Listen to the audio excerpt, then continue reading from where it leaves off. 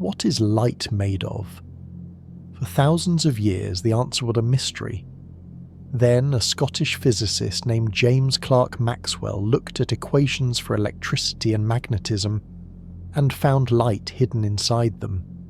This is the story of the electromagnetic universe, where invisible fields carry every ray of sunlight and every colour you've ever seen. Stay with us to learn why light isn't just something you see. It's something that connects every atom in your body to the stars. Welcome to Sleep Entangled.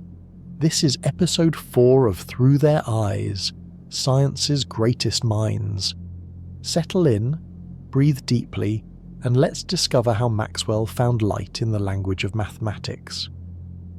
James Clerk Maxwell was born in Edinburgh, Scotland, on June 13th, 1831.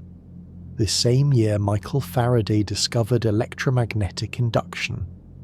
It's as if the universe marked Maxwell's arrival with the discovery he would later mathematize and complete. Maxwell's childhood was marked by profound curiosity. At age 3, he would examine everything: doors, bells, insects, stones, asking incessantly, "What's the go of that?" This wasn't mere childish questioning. He genuinely wanted to understand mechanisms, causes, the hidden workings beneath appearances. His mother, Frances Kay, encouraged this wonder. She recognized something special in her son's relentless curiosity.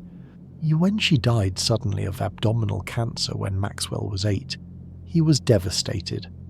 His father, John Clerk Maxwell, tried to fill the void but struggled. Yet James's questioning never stopped. If anything, it intensified. He sought understanding in a world that had suddenly become more mysterious and painful. At Edinburgh Academy, young Maxwell was teased mercilessly for his rural Galloway accent and unusual clothes his father had designed. Classmates called him Dafty, but he found solace in mathematics and science, subjects where logic and pattern mattered more than social conformity. At 14, he wrote his first scientific paper on mechanical methods for drawing oval curves, a geometrical exploration that impressed professional mathematicians. The Royal Society of Edinburgh published it. Remarkable for someone so young. Maxwell attended the University of Edinburgh at 16, then Cambridge at 19, where he excelled in mathematics despite his unconventional approach. While other students memorized techniques and applied formulas mechanically, Maxwell thought in physical pictures and geometric relationships. He visualized problems, imagined processes, saw mathematics as describing real phenomena rather than abstract symbols. This visual, intuitive style would define his greatest work and occasionally frustrate examiners who expected standard derivations. After graduating, Maxwell became a professor, first at Marischal College in Aberdeen at 25, then King's College London at 29. It was during these years, from 1861 to 1865, that he created his electromagnetic theory. Working largely alone, visualizing fields and forces in his mind, he produced 4 equations, now called Maxwell's equations, that unified electricity, magnetism, and optics into a single framework. These equations predicted something astonishing: electromagnetic waves that travel at exactly the speed of light. The implication was inescapable. Light itself must be an electromagnetic wave, not a separate phenomenon but the same fields, electric and magnetic, oscillating together, travelling through space. Maxwell's colleagues were skeptical. The idea seemed too abstract, too mathematical, too divorced from experiment. There was no proof. No one had detected electromagnetic waves besides light. Heinrich Hertz wouldn't discover radio waves, confirming Maxwell's predictions, until 1888. 9 years after Maxwell's death. Maxwell died young at 48 from abdominal cancer. this same disease that killed his mother at nearly the same age. He passed on November 5th, 1879, just as his work was beginning to gain acceptance. He never knew the full impact of his revolution, never saw radio, television, or any technology based on electromagnetic waves beyond light itself. But that revolution changed everything.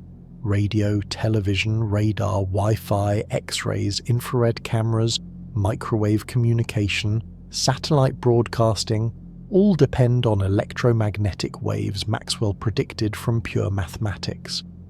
Einstein later said Maxwell's work was the most profound change in physics since Newton. Feynman called Maxwell's equations among the most significant achievements of the 19th century. This is his story, the journey from separate forces to unified fields, from mystery to understanding. Let's begin where Maxwell began, with electricity and magnetism as separate mysterious phenomena. Chapter 1. The Mystery of Two Forces. In the early 1800s, electricity and magnetism were known but utterly separate. Electricians, as they called themselves, experimented with static charges, voltaic batteries, mysterious currents. Benjamin Franklin had famously flown kites in thunderstorms. Luigi Galvani made dead frogs' legs twitch with electrical stimulation. Alessandro Volta invented the battery, producing steady current from chemical reactions. Magnets, meanwhile, were ancient curiosities. Lodestones, naturally magnetized iron ore, attracted iron and pointed north. Chinese sailors had used magnetic compasses for centuries, but how magnets worked remained mysterious.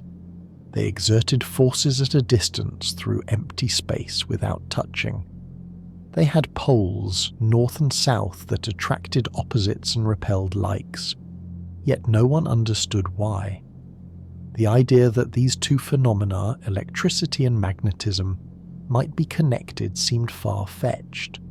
They appeared fundamentally different. Electricity involved charges, currents, shocks, sparks. Magnetism involved mysterious forces in iron and lodestones. They seemed as unrelated as heat and sound.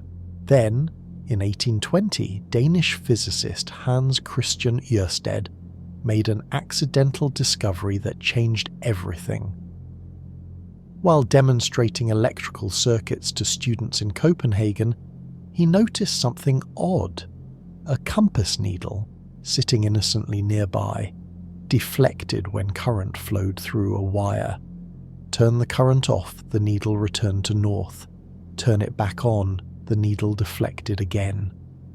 This was shocking. Electricity was creating magnetism. Moving charges, electric current, somehow generated magnetic force. The two phenomena were connected after all. Ørsted published his findings immediately. The news electrified, quite literally, the scientific community. Within weeks, physicists across Europe were replicating the experiment, trying to understand the connection.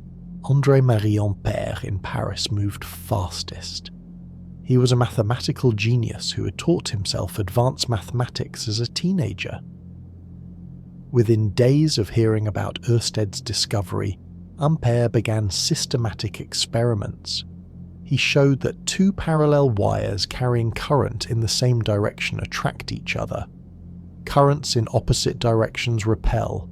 The wires act like magnets, but they're just copper wires with current flowing through them. Ampère went further. He demonstrated that coiling wire into loops creates a magnetic field indistinguishable from a bar magnet's field. An electromagnet. Magnetism created purely by electricity. This was revolutionary. Magnetism wasn't an intrinsic property of special materials like iron. It could be generated by moving charges. Ampère developed mathematical laws describing the magnetic force between current-carrying wires. His work was precise, quantitative, predictive. He could calculate magnetic forces from current configurations. This was physics at its best. mathematics describing nature accurately. But the reverse remained mysterious. If electricity creates magnetism, does magnetism create electricity? This seemed natural. Some kind of symmetry should exist. Yet for 11 years, physicists tried and failed to make magnets generate electric current. They tried everything, placing wires near magnets, wrapping coils around magnets, moving magnets past wires. Nothing worked. Magnetism stubbornly refused to produce electricity. Then Michael Faraday succeeded. Faraday was self-taught, a former bookbinder's apprentice who became laboratory assistant at London's Royal Institution. He had little formal education, no advanced mathematics, but possessed extraordinary experimental skill and physical intuition. In 1831, the year of Maxwell's birth, Faraday made the breakthrough. He discovered electromagnetic induction. The key insight: a changing magnetic field creates electric current. Not a static field, a changing one. Move a magnet through a coil of wire and current flows. Stop moving it, current stops. The faster you move it, the more current flows. Faraday had found the missing connection. Electricity creates magnetism, Ørsted and Ampere. Changing magnetism creates electricity, Faraday. The forces were deeply intertwined, each capable of generating the other under the right conditions. This discovery had immediate practical implications. Faraday invented the electric generator, the basis for all modern electrical power generation. Move a magnet past coils of wire, produce current. Rotate coils in a magnetic field, produce current. This is how power plants work today. Turbines spin magnets near coils, generating the electricity that powers civilization. But Faraday's deeper contribution was conceptual. He explained these phenomena using a revolutionary idea: fields. Most physicists believed in action at a distance, charges and magnets exerting force directly across empty space, instantaneously, without any intermediary. Faraday proposed something radical. Fields mediate forces. Imagine space around a magnet filled with invisible structure. Magnetic field lines looping from North Pole to South Pole. These lines aren't merely visual aids. They're real, physical entities. They carry force. A piece of iron placed nearby responds to these field lines, feeling force along them. The field is the intermediary between magnet and iron. Similarly, electric charges create electric fields radiating through space. Other charges respond to these fields. The field is substantial, extended, real, not just empty space with mysterious action at a distance. Faraday visualized fields constantly. He sprinkled iron filings near magnets, watching them align along field lines in beautiful curves. He imagined electric field lines radiating from charges like water flowing from a source. He thought about field density, field strength, field direction at every point in space. This was profoundly original. Most physicists dismissed fields as convenient fictions, useful for calculation but not physically real. Faraday believed they were real as matter. Space isn't empty. It's filled with fields, structured by charges and currents, carrying energy and force. But Faraday couldn't express these ideas mathematically. He thought in pictures, in physical analogies, in experimental demonstrations.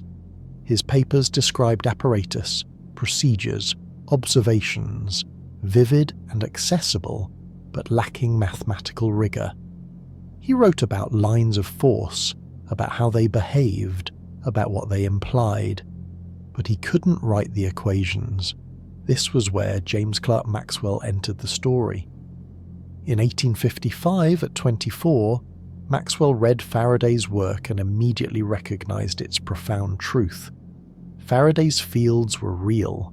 They were fundamental, and they could be mathematized. Maxwell set out to give Faraday's intuitions precise mathematical form. He would translate pictures into equations, physical insight into mathematical law. This translation would take years, require deep thought and creative mathematics, and ultimately reveal something neither Faraday nor anyone else had imagined: that light itself is an electromagnetic wave, a vibration of these very fields Faraday had visualized. So as you settle, as your thoughts begin their gentle drift toward rest, imagine the world in 1855, electricity and magnetism newly discovered to be connected, invisible fields hypothesized to fill space, a young Scottish mathematician beginning to wonder if these ideas could be expressed in the language of equations. The stage was set for one of physics' greatest syntheses. Now let us see how Faraday laid the groundwork Maxwell would mathematize. Chapter 2: Faraday's Fields. Michael Faraday was in many ways Maxwell's opposite. Where Maxwell had university education and mathematical training, Faraday had worked as a bookbinder's apprentice, reading books he was supposed to bind, teaching himself science through curiosity and persistence. Born in 1791 to a poor family in London, Faraday had no access to formal schooling beyond basic literacy. At 14, he was apprenticed to a bookbinder, but the books passing through his hands sparked something. He read everything: chemistry, physics, natural philosophy.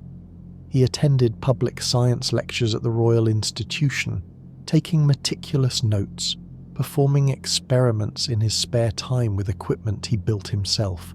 At 21, Faraday wrote to Humphrey Davy, the famous chemist, asking for work. Davy was initially dismissive, but after an accident temporarily blinded him, Davy hired Faraday as a temporary assistant. Faraday's skill and dedication soon made him indispensable.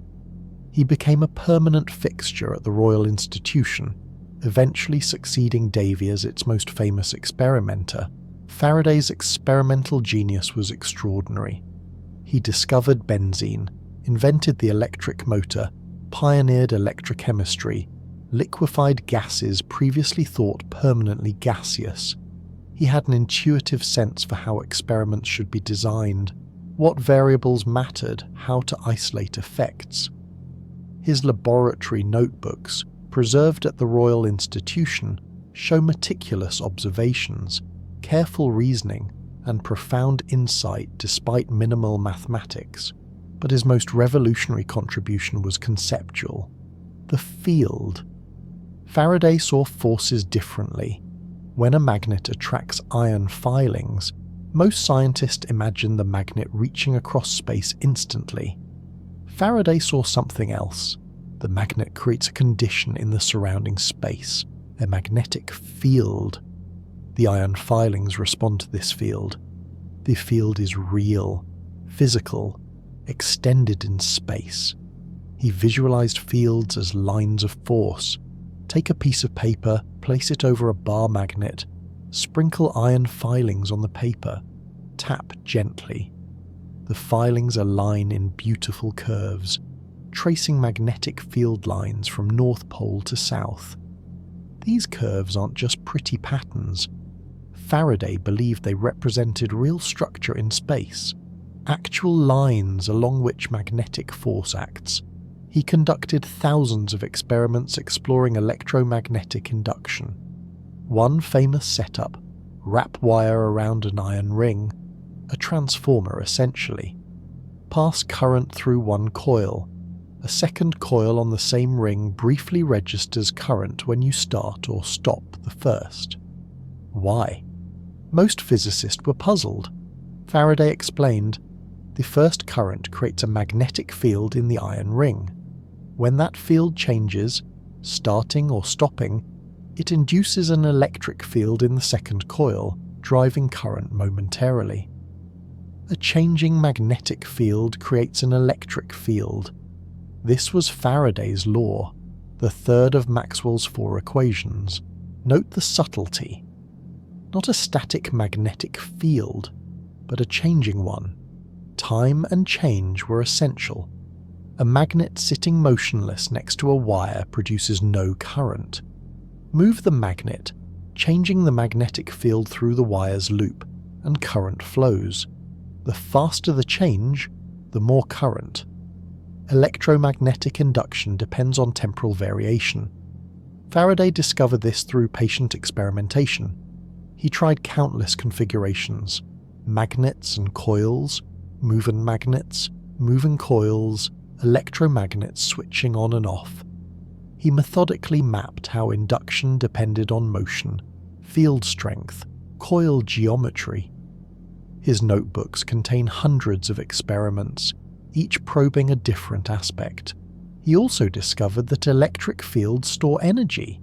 Consider a capacitor, 2 metal plates separated by insulating material. Apply voltage, charge flows, creating opposite charges on the plates. Energy seems stored in the metal. But Faraday realized it's stored in the electric field between the plates. The field itself carries energy, distributed through space. Similarly, magnetic fields store energy. An electromagnet powered off still contains energy in its magnetic field for a brief moment as the field collapses, inducing current in nearby conductors. The field is substantial, energetic, real, not just empty space with charges acting at a distance. These insights were profound. If fields carry energy, they must be physical. If changing fields induce currents, fields must have dynamics, rules governing how they change in time and space. Faraday grasped this intuitively but couldn't formalize it mathematically. He tried. His papers describe experiments and results in detail, draw diagrams of field lines, explain his reasoning. But mathematics beyond arithmetic eluded him. He couldn't write differential equations, vector calculus, the mathematical machinery needed to express field dynamics precisely. This limitation frustrated Faraday. He knew his ideas were important but struggled to communicate them to mathematical physicists who dominated British science. Some dismissed his work as merely descriptive, clever experiments, but not fundamental theory. They wanted equations, not pictures and prose. Maxwell read Faraday's work in 1855 and immediately grasped its significance. He later wrote, "I saw that everything Faraday discovered might be just as well explained by supposing the forces to act directly at a distance. But the assumption of fields enabled me to express the laws more simply and to solve problems which were beyond the reach of the direct action theory." Maxwell recognized that fields weren't just convenient fictions. They were the right way to think about electricity and magnetism. Forces don't act instantaneously across empty space. They're mediated by fields that take time to propagate, store energy, have structure. Fields are physical entities as fundamental as matter. Maxwell set out to translate Faraday's fields into mathematics. He needed equations describing how fields change in space and time, how they interact with charges and currents, how they store energy and momentum. This would be his life's work, giving mathematical form to Faraday's revolutionary vision. He started with analogies. Maxwell was gifted at finding physical analogies that captured essential mathematics. He imagined electric fields as if they were velocity fields in a flowing fluid, divergence representing sources and sinks, curl representing vorticity. He imagined magnetic fields as tiny vortices, spinning regions in an imaginary medium pervading space. These mechanical models were aids to thought. Maxwell never believed the ether, the medium supposedly carrying electromagnetic waves, literally contained spinning vortices. They were mathematical analogies helping him derive equations. Once he had the equations, he discarded the models, keeping only the mathematics. The key insight: fields are vectors, quantities with magnitude and direction at every point in space. Electric field points from positive to negative charge. Magnetic field loops around currents. Both fill all of space, not just near sources. At every point in the universe, electric and magnetic fields have values, possibly zero but defined everywhere. Maxwell asked, what are the laws governing these vector fields? How do they change from point to point? How do they evolve in time? What do charges and currents do to them? He formulated differential equations involving derivatives, rates of change. The divergence of electric field relates to charge density, Gauss's law. The curl of magnetic field relates to current and changing electric field, Ampere's law with Maxwell's correction. The curl of electric field relates to changing magnetic field, Faraday's law. The divergence of magnetic field is zero, no magnetic monopoles. These equations captured Faraday's insights mathematically. But combined properly, they revealed more, something Faraday had never imagined. They predicted waves, self-sustaining oscillations of electric and magnetic fields propagating through empty space at a specific speed. That speed, calculated from the equations, was the speed of light. The implication was staggering. Light is an electromagnetic wave. Faraday had discovered the fields. Maxwell found light hiding in them. When Maxwell saw that those numbers matched, he realized light wasn't just something in the universe. It was the universe talking to itself. If that revelation gives you chills, use one of your weekly hypes to help others find this light. It helps our small channel reach the leaderboard so more curious minds can see the world through Maxwell's eyes. Faraday lived to see Maxwell's work but struggled to understand the mathematics. Maxwell sent him copies of his papers with apologies for the complexity. Faraday replied with encouragement and gratitude, recognizing that Maxwell had given mathematical form to his lifelong intuitions. They met occasionally. The self-taught experimentalist and the university-trained mathematician, two minds approaching nature from opposite directions yet arriving at the same profound truth. Faraday died in 1867, Maxwell in 1879. Both men transformed physics, Faraday through experiments and physical intuition, Maxwell through mathematics and synthesis. Together, they revealed the electromagnetic field as a fundamental entity, as real as matter, governing light and forces throughout the universe. So as you drift deeper into rest, as your breathing slows and thoughts soften, imagine the fields Faraday visualized and Maxwell mathematized surround you now. They're invisible but real, structured but intangible, carrying energy and information through every room, every sky, every corner of space. Fields fill the universe, connecting all electromagnetic phenomena, making light possible.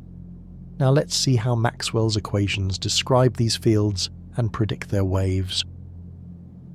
Chapter 3: The Equations That Changed Everything. By 1865, Maxwell had refined his electromagnetic theory into its final form. 4 equations, compact, elegant, powerful, described all electric and magnetic phenomena. These are now called Maxwell's equations. Let's explore what each one means, physically and conceptually. The first equation, Gauss's law for electricity, describes how electric charges create electric fields. Imagine a positive charge, a proton, sitting alone in space. Electric field lines radiate outward in all directions, like light from a point source. The equation says the total electric field flowing out of any closed surface surrounding the charge equals the enclosed charge divided by a constant called epsilon 0, the electric permittivity of free space. This means charges are sources of electric field. Positive charges create outward field, negative charges create inward field. The field spreads through space, weakening with distance but never disappearing entirely. Place two charges near each other, their fields superpose, adding vectorially at each point. The electric field at any location tells you what force a test charge would experience there. Strong field means strong force.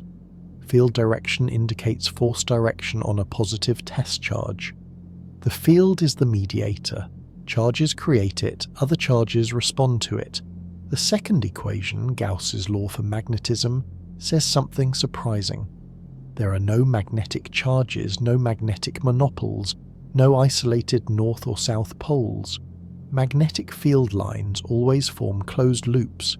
They never start or end at a point the way electric field lines start at positive charges and end at negative charges.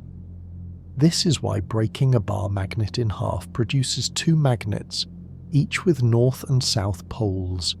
You can't isolate a single pole.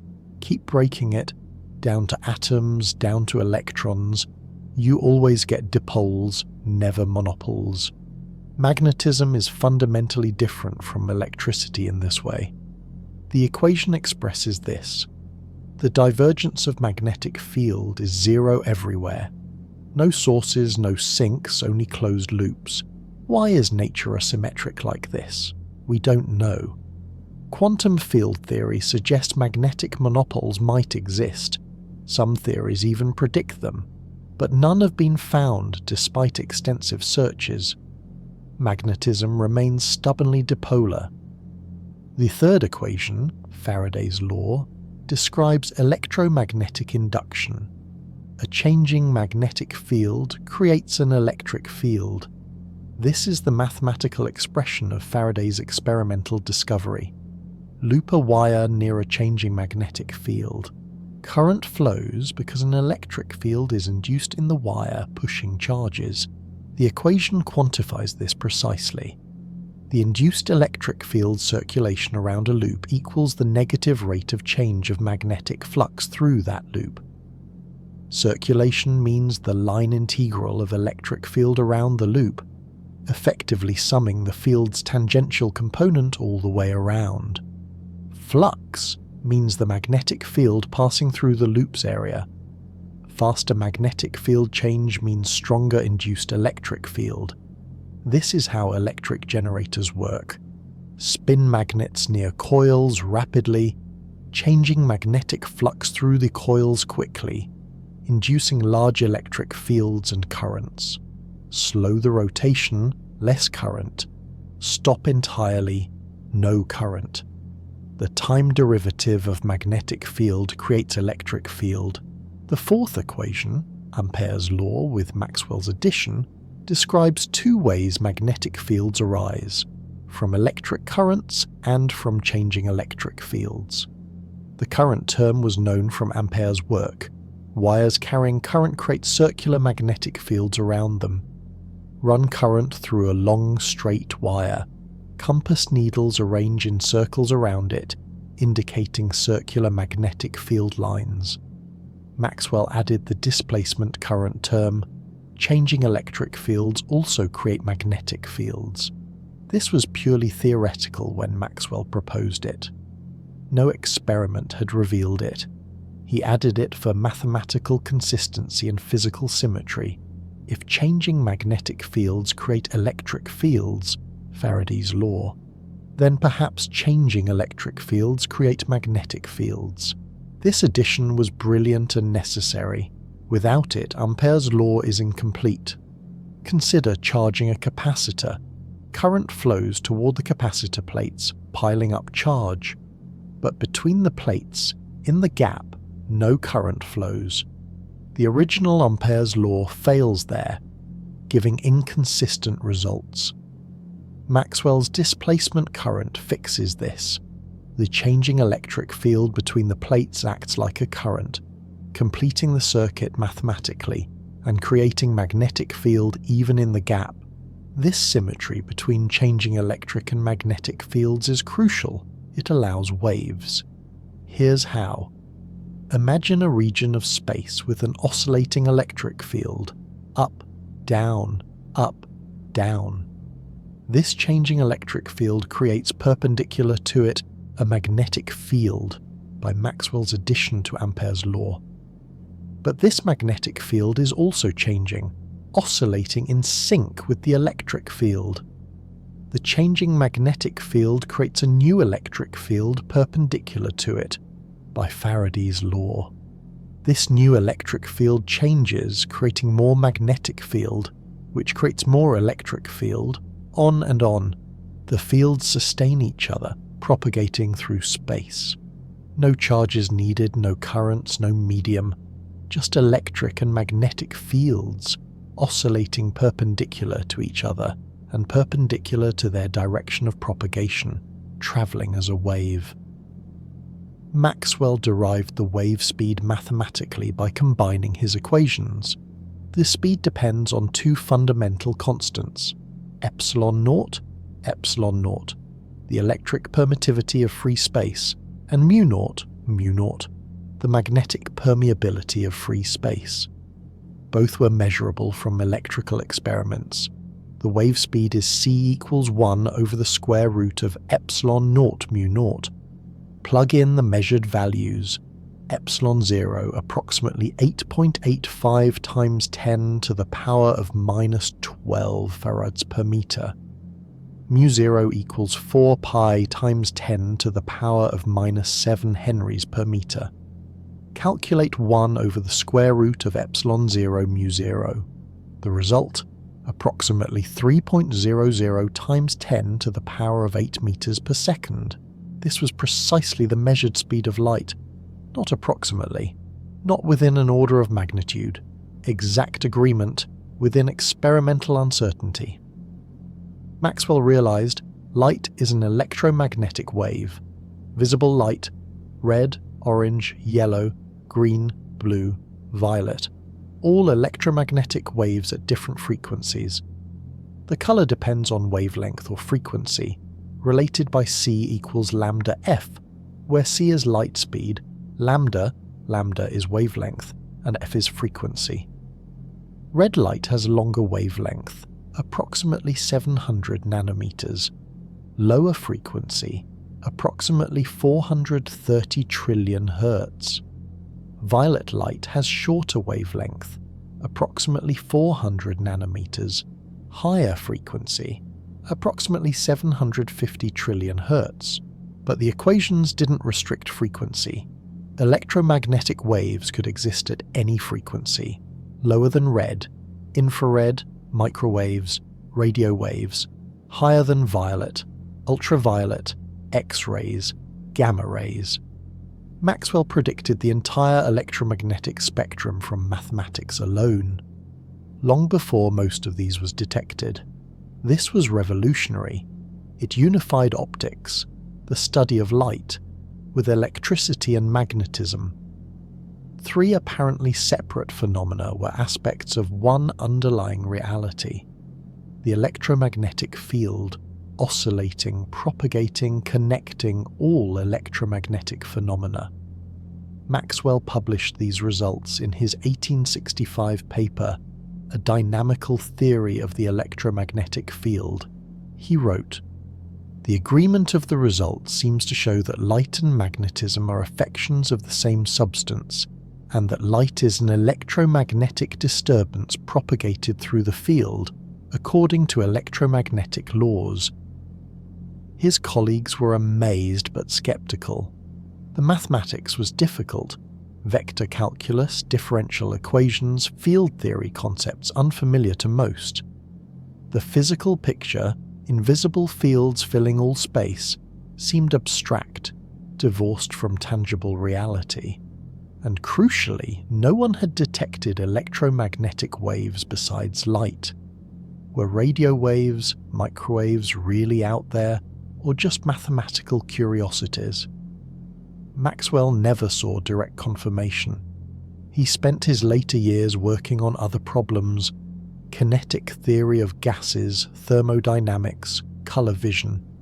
He revised his electromagnetic theory, simplifying and clarifying. His Treatise on Electricity and Magnetism, published in 1873, became the definitive reference, educating future generations, including Einstein, but experimental proof of electromagnetic waves remained elusive. Maxwell died in 1879, confident in his theory but without witnessing its experimental validation beyond light itself.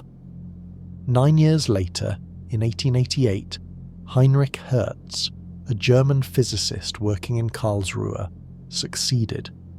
Using spark gaps and metal loops, Hertz generated and detected electromagnetic waves with wavelengths of about 1 meter, radio waves. He measured their speed, the speed of light, within experimental error. He demonstrated reflection off metal surfaces, refraction through different materials, interference patterns between waves, all the properties Maxwell had predicted. Hertz's experiments confirmed Maxwell's theory spectacularly. Electromagnetic waves exist across frequencies. They travel at light speed. They exhibit wave properties, interference, diffraction, polarization. Maxwell was right. The electromagnetic spectrum is real. Hertz, focused on pure science, famously said when asked about applications, "It's of no use whatsoever. This is just an experiment that proves Maestro Maxwell was right. We just have these mysterious electromagnetic waves that we cannot see with the naked eye, but they are there." He didn't foresee radio communication, radar, broadcasting, or any practical applications. He saw only confirmation of beautiful mathematics, but others recognized the potential. Guglielmo Marconi developed radio communication within years. The 20th century exploded with electromagnetic applications: radio, television, radar, microwave ovens, Wi-Fi, cell phones, satellite communication, all based on Maxwell's equations describing electromagnetic waves propagating through space. So as your mind quiets, as you settle deeper into rest, remember, Maxwell's equations, 4 elegant lines of mathematics, predicted an invisible universe of waves carrying energy and information through space at light speed. They unified light, electricity, and magnetism into a single framework. They enabled the modern world's communications technology, and they revealed that reality is governed by laws we can discover, understand, and apply. Now let's explore what light actually is in Maxwell's framework. What waves when light waves? If you're still with us in this evening exploration of Maxwell's invisible universe, you're part of something special. Curious minds willing to drift through the mysteries of light, fields, and reality itself. A quick subscribe helps others find this contemplative journey where physics meets serenity. Now let's continue deeper into the nature of electromagnetic waves and what they mean for our understanding of light. Chapter 4. What waves when light waves? Here's a question that puzzled 19th century physicists deeply. If light is a wave, what's waving? Every known wave required a medium. Water waves need water. The liquid surface rises and falls, oscillating. Sound waves need air or another material medium. Molecules compress and rarefy, propagating pressure variations. Waves on a string need the string. The material moves up and down while the wave travels along. All familiar waves involve some substance oscillating. So what oscillates when light travels through empty space?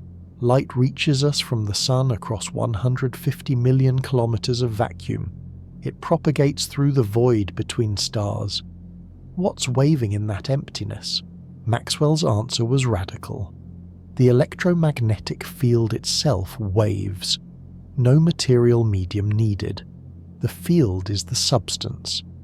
Electric and magnetic fields oscillate, and this oscillation propagates as a wave through space thus it be completely empty of matter. But this was conceptually difficult for Maxwell's contemporaries. People were accustomed to mechanical waves, physical substances moving. How can something wave without any material substance doing the waving? Fields seem too abstract, too mathematical. Surely something physical must be oscillating. Physicists invented the luminiferous ether, a hypothetical substance filling all space, through which light waves supposedly propagated. The ether was imagined to be extremely rigid, to support high-speed light waves. Rigidity determines wave speed in elastic media, yet offer absolutely no resistance to planets and other objects moving through it. These contradictory properties made it mysterious and problematic. Maxwell initially worked within the ether framework. He developed elaborate mechanical models, rotating vortices and idle wheels representing electromagnetic phenomena. These models helped him derive equations through mechanical analogies, but he later admitted the models were scaffolding, aids to mathematical thought, not literal descriptions of reality. He wrote that whether the ether truly existed was unimportant. The mathematics of fields was what mattered. Still, most physicists clung to the ether concept. They believed space couldn't be truly empty. Waves needed a medium. How else could they propagate? The ether seemed necessary, even if its properties were bizarre and contradictory. It wasn't until Einstein's 1905 special relativity that the ether was finally discarded. Einstein showed that electromagnetic waves propagate through empty space without requiring any medium. The electromagnetic field itself is fundamental. It doesn't need a substrate. Space doesn't need substance for electromagnetic waves.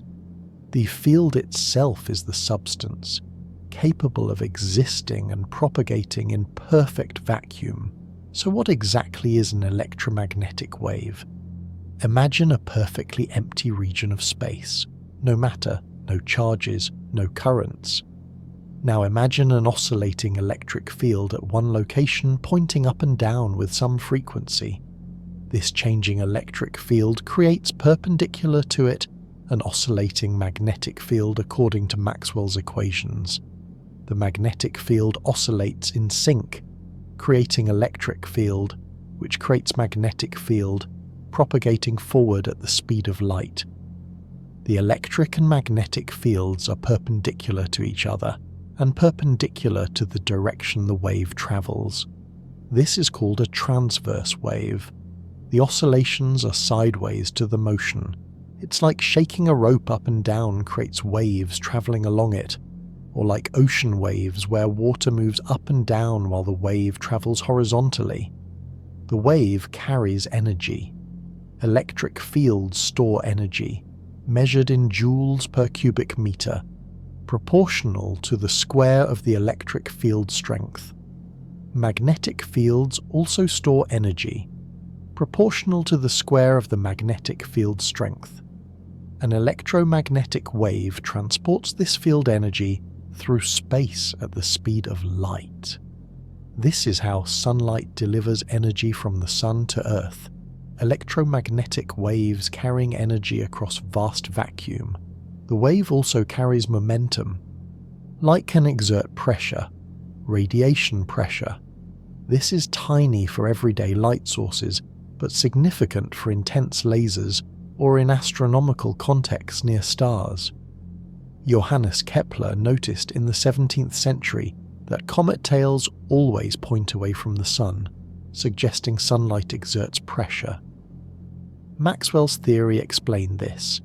Electromagnetic waves carry momentum P equals E over c, where E is energy and c is light speed.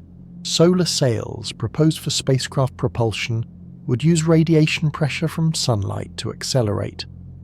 A large, thin, reflective sail reflects sunlight, experiencing tiny but continuous momentum transfer. Over months or years, this could accelerate a spacecraft to significant speeds without needing fuel, pushed by pure sunlight. Electromagnetic waves span an enormous range of frequencies and wavelengths. Frequency is how many oscillations per second measured in hertz. Wavelength is the distance between successive wave peaks measured in meters. They're related by c equals lambda f. Speed equals wavelength times frequency. Longer wavelength means lower frequency. Shorter wavelength means higher frequency. Radio waves have low frequency and long wavelength. AM radio broadcasts at hundreds of kilohertz, hundreds of thousands of oscillations per second, with wavelengths of hundreds of meters. FM radio broadcasts at tens to hundreds of megahertz, with wavelengths of a few meters. You could fit an FM radio wave inside a room. An AM wave might span a city block. Microwaves have higher frequency, gigahertz, billions of oscillations per second, and wavelengths of centimeters. Microwave ovens operate around 2.45 gigahertz, with wavelength of about 12 centimeters. Radar uses similar frequencies. Wi-Fi routers operate at 2.4 or 5 gigahertz. Infrared waves are shorter, wavelengths from about 1 millimeter down to 700 nanometers, near the red end of visible light. We feel infrared as heat. Warm objects emit infrared radiation. Thermal cameras detect infrared emitted by bodies, allowing vision in darkness by sensing heat rather than visible light.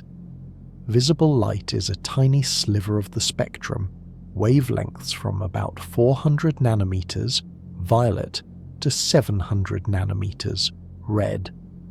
A nanometer is 1 billionth of a meter, smaller than bacteria, comparable to molecules. Our eyes evolved to detect this narrow range because the sun's emission peaks here and Earth's atmosphere transmits it well.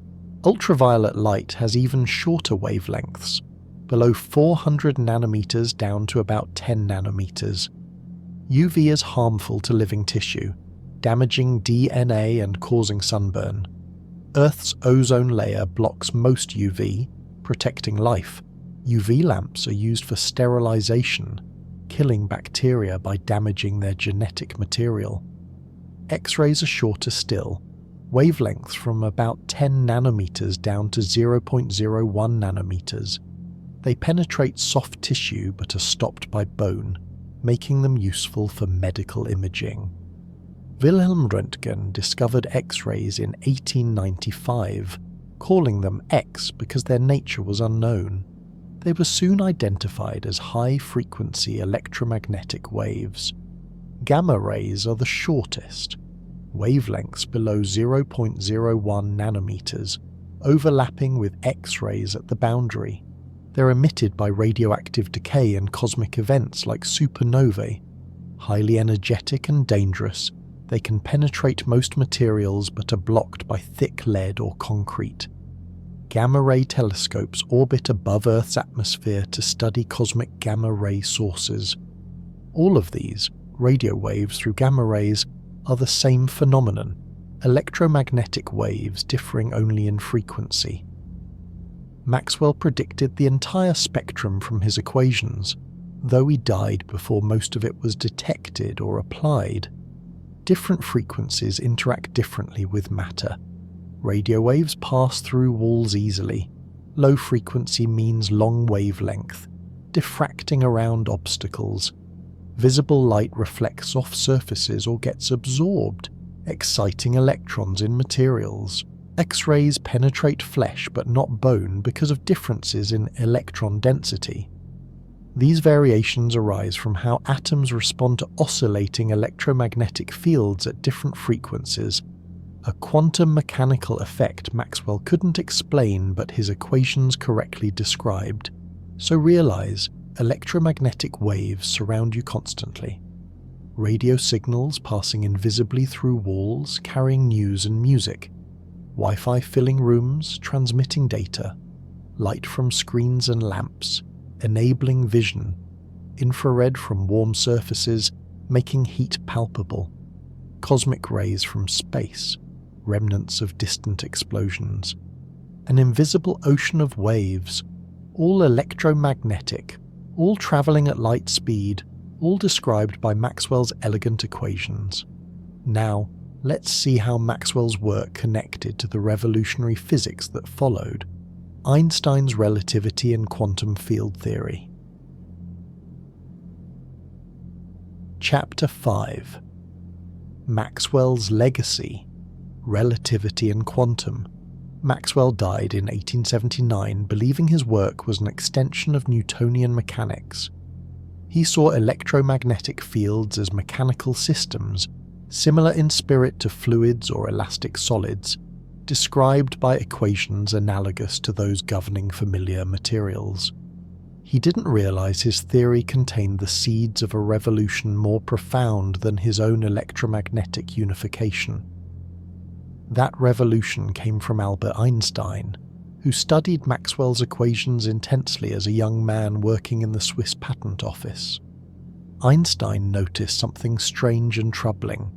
Maxwell's equations don't obey Galilean relativity. They don't transform correctly when moving between different inertial reference frames using the rules Newton had established. Newton's mechanics assumed absolute time and absolute space. Time flows the same for everyone everywhere, regardless of motion. Space is a fixed stage where events occur. Velocities add simply. If you walk forward at 5 km per hour on a train moving 100 km per hour, you move at 105 km per hour relative to the ground. This is Galilean velocity addition, intuitive and seemingly obvious. But Maxwell's equations gave a fixed speed for electromagnetic waves, approximately 3 times 10 to the 8th power meters per second in vacuum. This speed appeared explicitly in the equations, calculated from epsilon 0 and mu 0.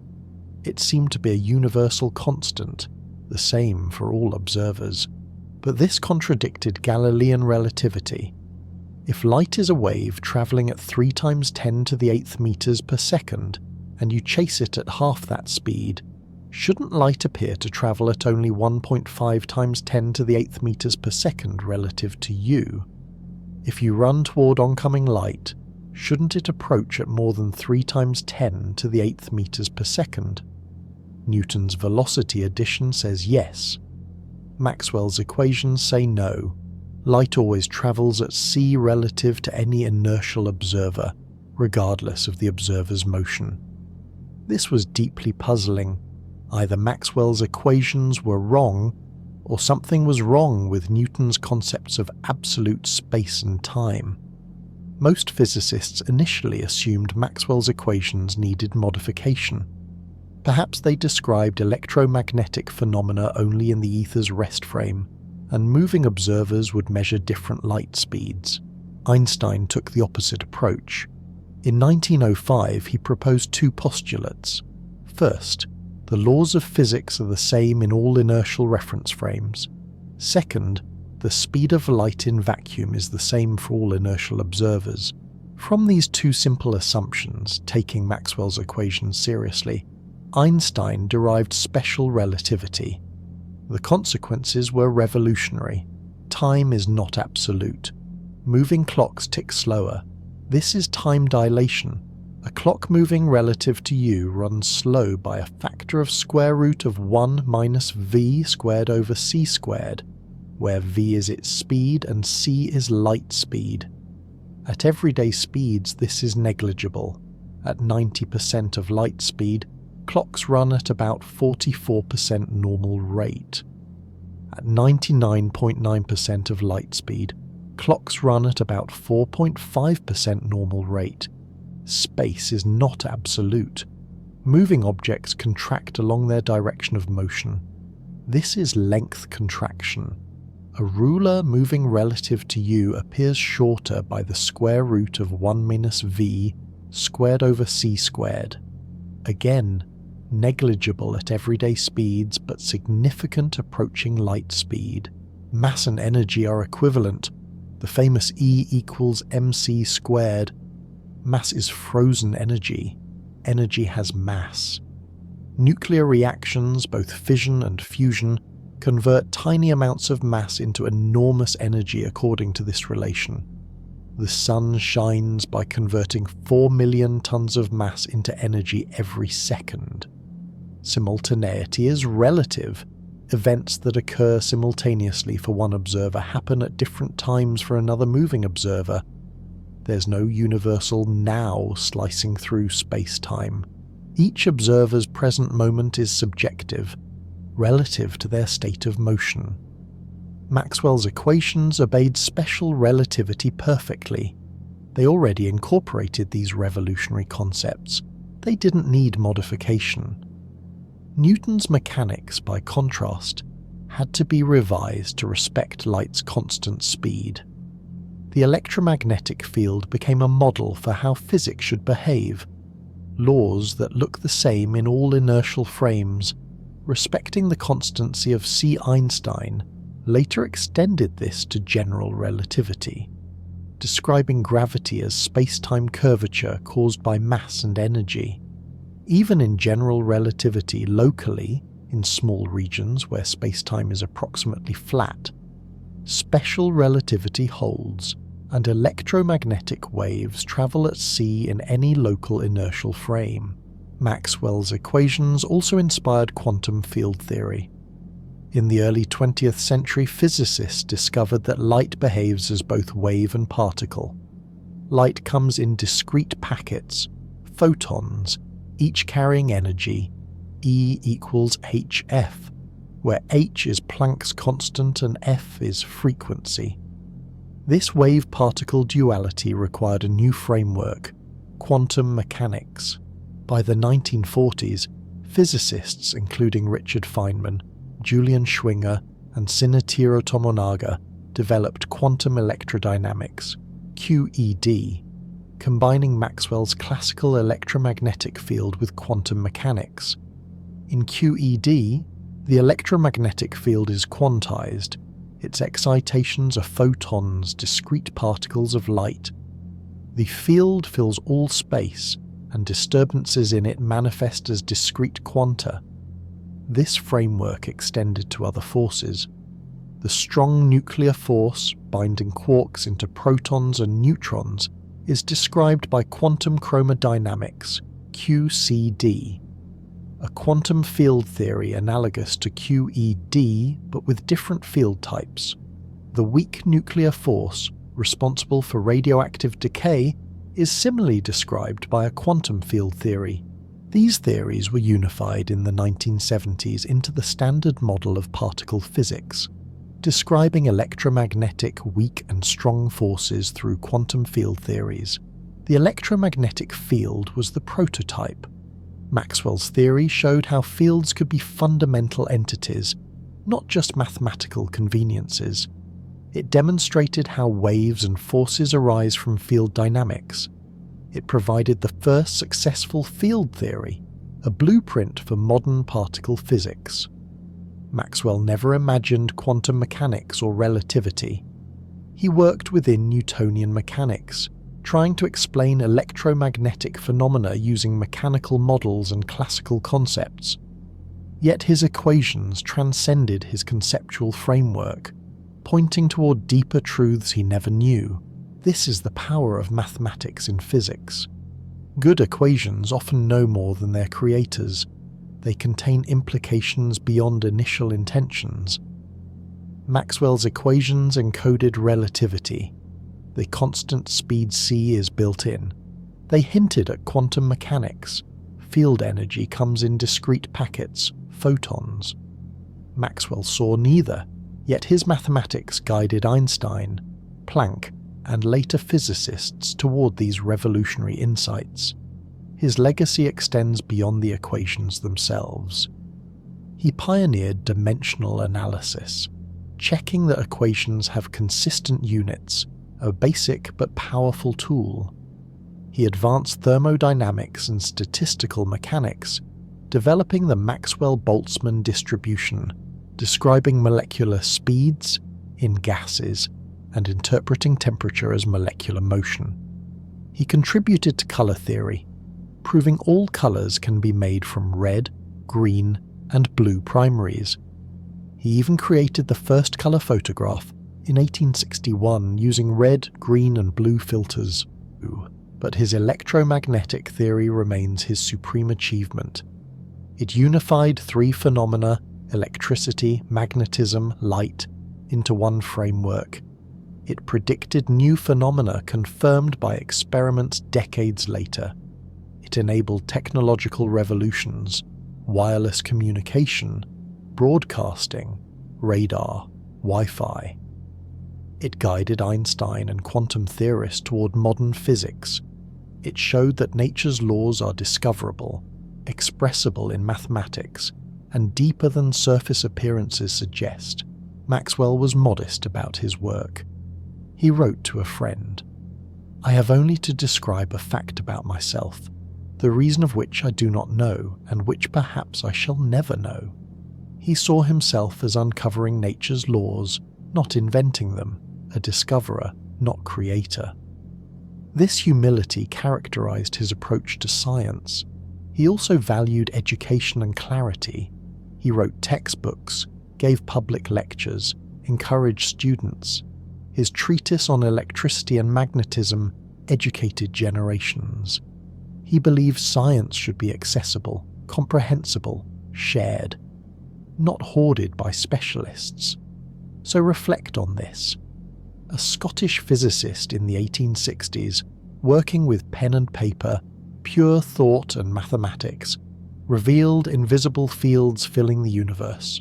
He found light in equations, predicted waves unseen, unified forces thought separate.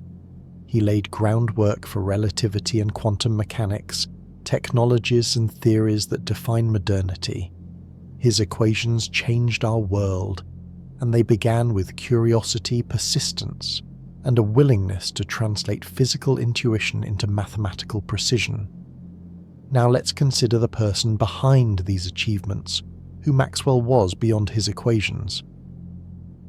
Chapter 6. The Man Behind the Equations. Who was James Clerk Maxwell beyond his equations? What drove him? How did he think? What was his life like? Maxwell was deeply religious throughout his life. He saw scientific inquiry as exploring God's creation, understanding the laws through which the Creator operates. He wrote poetry about nature, faith, and knowledge, seeing no conflict between science and religion. For him, they addressed different questions. Science asks, how? Religion asks, why? He believed both were necessary for full understanding. This perspective shaped his humility about his work. Maxwell never claimed his equations were final truth, only the best current description of nature based on available evidence. He knew future discoveries might revise or extend them, and indeed, quantum mechanics and relativity did both, modifying electromagnetic theory's classical framework while preserving Maxwell's equations within their appropriate domain. Maxwell's thinking style was intensely visual and geometric, unlike many mathematicians who worked primarily with abstract symbols. He constantly imagined physical processes, field lines spreading through space, charges creating fields, currents generating magnetic loops. He saw mathematics as describing real phenomena, not abstract manipulations. This approach sometimes frustrated colleagues accustomed to conventional mathematical presentations. Maxwell's papers were long, filled with physical intuition and mechanical analogies before arriving at equations. Some mathematicians preferred pure derivations without all the physical motivation. But Maxwell's style connected mathematics to physical reality in powerful ways, making his insights accessible to experimentalists like Faraday while maintaining mathematical rigor. He valued experimentation highly. Although primarily a theorist, Maxwell conducted experiments throughout his career. He worked on color vision, demonstrating the three primary color theory and creating the first color photograph. He measured gas viscosity, confirming predictions of kinetic theory. He developed standards for electrical resistance. He collaborated with experimentalists whenever possible, respecting their contributions and learning from their results. Maxwell's personal life was quiet and happy. He married Catherine Mary Dewar in 1858 when he was 27. They had no children but were deeply devoted to each other. Catherine assisted with his experiments, particularly colour vision studies where subjects had to match colours precisely. Tedious work requiring patience and careful observation. She was his companion, supporter, and collaborator. After his death, Catherine destroyed much of his private correspondence, leaving significant gaps in our knowledge of his personal life. We don't know why, perhaps protecting privacy, perhaps erasing painful memories. Historians regret this loss, but we must respect her decision. Maxwell taught at several institutions throughout his career, at Aberdeen's Marischal College from 1856 to 1860, at King's College London from 1860 to 1865, and finally at Cambridge's New Cavendish Laboratory from 1871 until his death in 1879. His lectures were sometimes difficult to follow. He thought faster than he spoke, skipped steps he considered obvious, pursued tangents that interested him. Students either loved his brilliance and enthusiasm or struggled with his pace and unconventional style. He avoided public scientific controversies. When debates arose about ether models or electromagnetic theory interpretations, Maxwell mostly stayed quiet, preferring to refine his work rather than argue. He let his equations speak for themselves, trusting that truth would eventually win through evidence and mathematical clarity. Maxwell had a playful, humorous side often hidden behind Victorian formality. He wrote witty poetry, enjoyed puns, created whimsical thought experiments. One poem mocked overly mechanical interpretations of his theory, showing he didn't take his own mechanical models literally. They were aids to thought, not physical reality. This playfulness appeared in his scientific work too. He once calculated how many molecules one could fit in a thimble, a whimsical question with serious implications for kinetic theory. His relationship with science was profound but balanced. He loved physics and mathematics, devoted enormous energy to research and teaching. But he also valued friendship, nature, faith, and rest. He walked regularly in nature, finding inspiration and peace. He maintained strong religious faith, attending church, discussing theology with friends. He saw science as one part of a full human life, not all-consuming obsession. Maxwell's health began declining rapidly in his late 40s. Abdominal cancer, the same disease that killed his mother at nearly the same age, appeared in 1879. He continued working until weeks before his death, revising papers, corresponding with colleagues, editing his Treatise on Electricity and Magnetism for a second edition. He faced death with characteristic calm and faith, prepared to meet his end without fear or regret. He died at home in Cambridge on November 5, 1879, surrounded by family and close friends. He was just 48. His last words reportedly included reflections on his work and statements of readiness for death. He was buried in Scotland, in the small village of Parton near his childhood estate, under a simple headstone. Contemporary obituaries recognised his brilliance but didn't fully grasp his impact. His treatise on electricity and magnetism was admired by those who could understand it, but seemed abstract and mathematical to many. His electromagnetic theory appeared confirmed by light's properties, but otherwise untested. No one had detected other electromagnetic waves. Then Heinrich Hertz's experiments in 1888 changed everything. Suddenly Maxwell's predictions were spectacularly confirmed. Radio waves existed. The electromagnetic spectrum was real. Within a decade, Maxwell was recognized as one of history's greatest physicists. By the early 20th century, his stature was secure. Einstein called Maxwell's work the most profound change in physics since Newton. Planck used Maxwell's equations when deriving his quantum hypothesis about electromagnetic radiation. Feynman later said Maxwell's equations were among the most significant achievements of the 19th century, comparable to Darwin's theory of evolution or any other great scientific advance.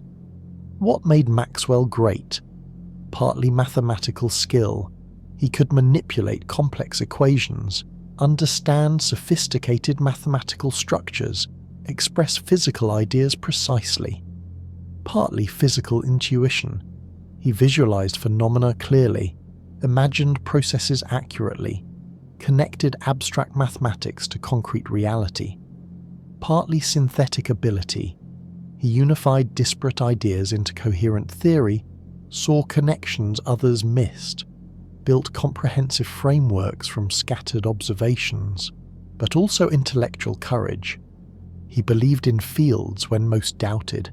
He added a term to Ampere's law based on mathematical consistency and physical symmetry, not direct experiment. He predicted electromagnetic waves across all frequencies when only light was known. He trusted mathematics and logic over conventional wisdom and intuitive skepticism. Maxwell embodied scientific values: rigor, honesty, clarity, humility. He checked his work meticulously. He acknowledged limitations and uncertainties. He explained ideas as clearly as possible given their difficulty. He credited others generously, especially Faraday, whose insights he mathematized. His influence extends beyond electromagnetic theory. Statistical mechanics, explaining thermodynamics through molecular collisions. Dimensional analysis, ensuring physical equations have consistent units. Color theory, demonstrating three primary color mixing. Saturn's rings, proving they must be composed of many small particles rather than solid or liquid. Contributions across multiple fields, always with insight, rigor, and clarity. Yet among the general public, Maxwell remains less famous than Newton or Einstein. He never became a household name, perhaps because his work is mathematical, abstract, less visually dramatic than falling apples or E equals mc squared. Perhaps because he died young before his theory was fully confirmed and applied. But among physicists, his reputation is unassailable. One of the supreme intellects, a founder of modern physics, one of the greatest scientists who ever lived. So as you drift towards sleep, remember, behind those elegant equations was a person. Curious, devout, playful, humble, brilliant. He thought deeply about invisible fields and mathematical beauty. He unified light with electricity and magnetism. He showed reality as stranger, deeper, more unified than appearances suggest. He lived fully, loved deeply, worked tirelessly, and died young but accomplished. His legacy endures in equations, technologies, and the transformed understanding of nature he left behind. Now for our final reflection. What does Maxwell's electromagnetic vision mean for how we see the universe today? Chapter 7. Light, Fields, and the Invisible Universe. We've journeyed through Maxwell's life and work, from his curiosity-filled childhood to his revolutionary equations, from Faraday's intuitive fields to Hertz's confirming experiments, from electromagnetic theory to its legacy in relativity and quantum mechanics. Now let's step back and see the bigger picture. What Maxwell revealed about reality itself. Maxwell showed that reality has layers beyond direct perception. We see light, feel heat, observe magnets attracting iron. These seemed separate, unrelated phenomena. Maxwell revealed they're all electromagnetic field manifestations, different aspects of one underlying reality: electricity, magnetism, light, unified. This insight transformed physics fundamentally. It showed that unification is possible. Apparently different forces can be aspects of something deeper. It inspired later unifications. Electroweak theory combining electromagnetism with the weak nuclear force, ongoing attempts to unify all forces into a theory of everything. Maxwell proved that seeking unity in nature's laws is not futile. Nature does unify. Maxwell's method, mathematical prediction followed by experimental confirmation, became physics' standard approach. Predict from theory, test with experiment, refine theory based on results. This cycle drives progress. Maxwell predicted electromagnetic waves. Hertz detected them. Technology exploited them. Theory guides experiment. Experiment test theory. Understanding deepens. His equations also reveal beauty in nature's laws. They're symmetric, elegant, compact. 4 equations describing all electromagnetic phenomena. This mathematical beauty hints at deep truth. Many physicists believe beautiful equations are more likely correct. Nature seems to favor elegance, simplicity, coherence. Maxwell's equations exemplify this. Profound physics expressed with aesthetic grace. Maxwell's electromagnetic theory enabled modern technology. Radio, radar, television, cell phones, Wi-Fi, GPS, satellite communication all rely on electromagnetic waves Maxwell predicted. Medical imaging, X-rays, MRI, uses electromagnetic radiation. Fiber optic cables carry modulated light pulses for global internet communication.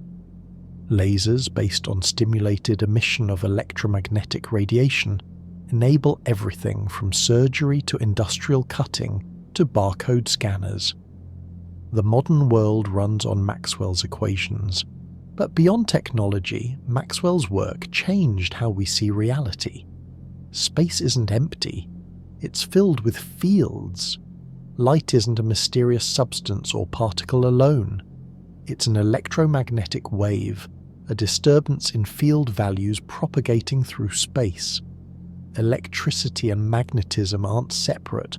They're unified aspects of one electromagnetic force. The universe operates according to mathematical laws we can discover, understand, and apply. This is profoundly empowering. We're not helpless before nature's mysteries.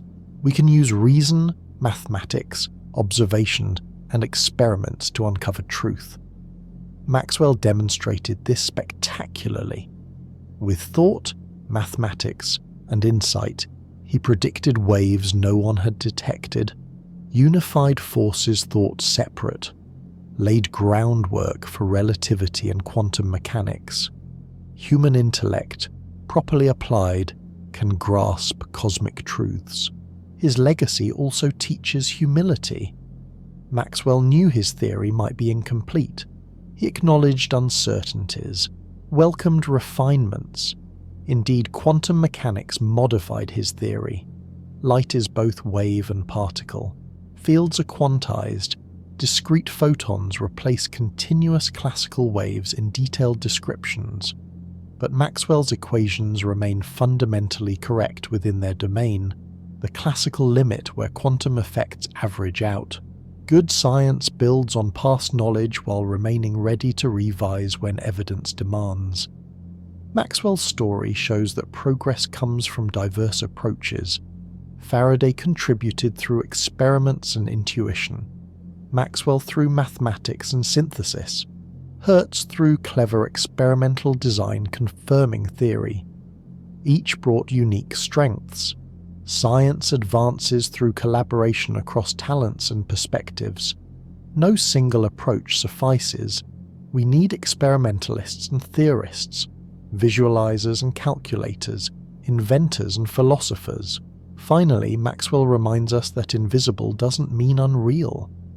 We can't see electromagnetic fields directly, but they're as real as matter, more fundamental in some ways, since matter itself is held together by electromagnetic forces between charged particles.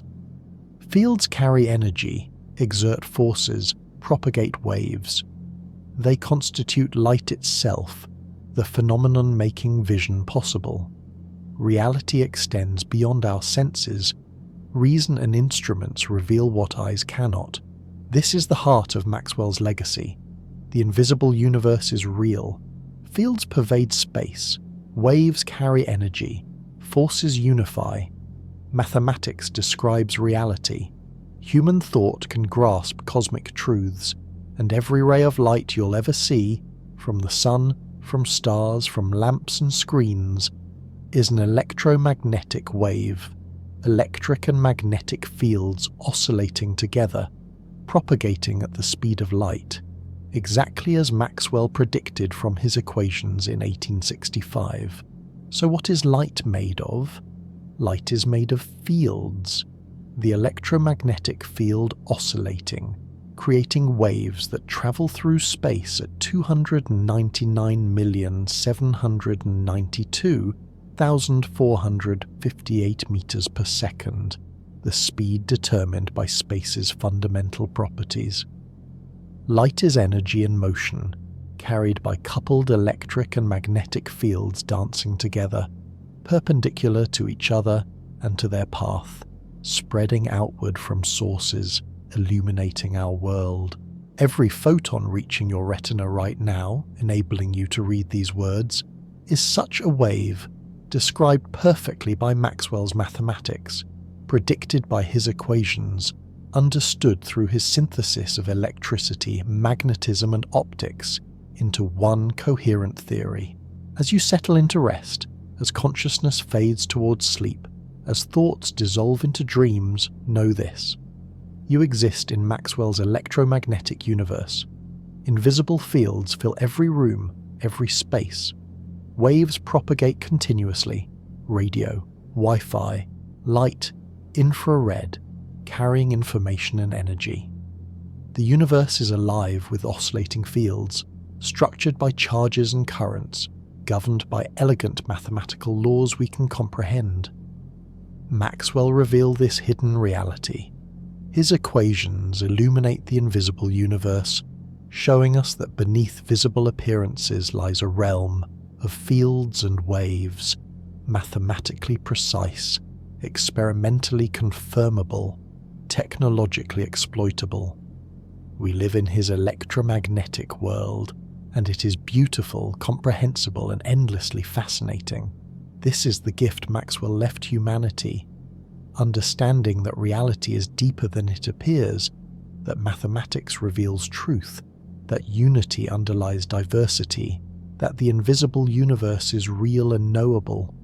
His vision transformed physics, enabled technology, and showed us what human intellect can achieve when curiosity meets rigor, when imagination meets mathematics, when persistence meets insight. We've travelled through Maxwell's electromagnetic universe, from his questioning childhood to his unifying equations, from Faraday's invisible lines of force to the electromagnetic spectrum spanning radio to gamma rays, from 19th century theory to 20th century applications. We've seen how one Scottish physicist with mathematics and imagination revealed that light is an electromagnetic wave, that space is filled with fields, that electricity, magnetism and optics are unified. Maxwell's life demonstrates that curiosity, rigor, and intellectual courage can unveil nature's deepest secrets. His equations transformed physics and enabled the wireless world we inhabit today. His vision of an invisible electromagnetic universe has become our everyday reality. We live surrounded by the fields and waves he predicted. This is episode 4 of Through Their Eyes, Science's Greatest Minds. Next, we'll explore what's inside an atom through Ernest Rutherford's eyes, the discovery of the atomic nucleus, the famous gold foil experiment, and the birth of nuclear physics. Subscribe to Sleep Entangled to continue this journey through science's greatest discoveries and the brilliant minds who revealed them. Until then, rest peacefully. You inhabit Maxwell's electromagnetic universe, fields carrying light and information, waves enabling all wireless communication, invisible structure underlying visible reality. This is Sleep Entangled, where physics and wonder merge into contemplative journeys through the nature of existence. Thank you for exploring light's mystery through Maxwell's eyes. Good night, and may curiosity illuminate your dreams